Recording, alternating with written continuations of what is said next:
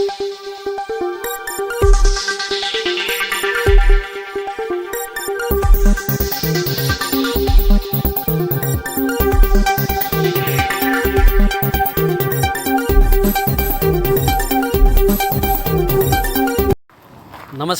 Asian news चॅनलमध्ये आपले स्वागत आहे।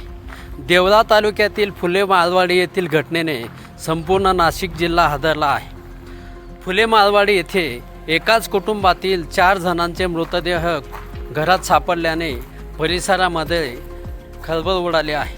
मृतांमध्ये पती पत्नीसह 2 निरागस चिमुकल्यांचाही समावेश आहे। इतक्या लहान मुलांचे मृतदेह घरात बघणाऱ्या प्रत्येकाच्या अंगावर काटे येत होते।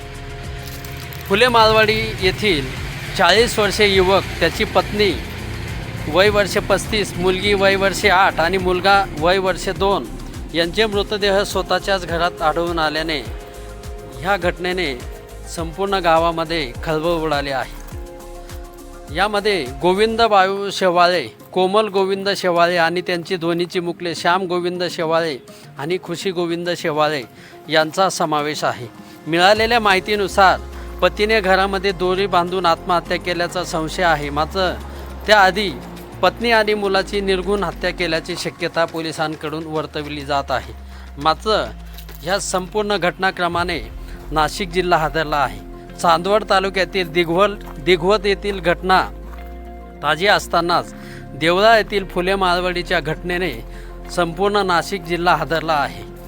या घटनेमुळे गावामध्ये हळहळ व्यक्त केली जात आहे। या घटनेचं नेमकं कारण काय असेल या संदर्भात पोलीस तपासात समोर येणारच आहे। मात्र ह्या युवकाने स्वतः दोरीने फाशी घेऊन आत्महत्या केल्याचे प्रत्यक्षदर्शी दिसून येत आहे।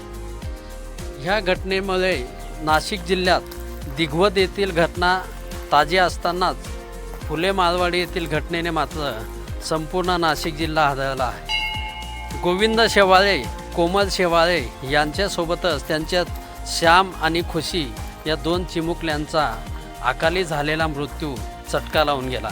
एशियन न्यूजसाठी प्रतिनिधी अविनाश बागुल, देवळा। धन्यवाद।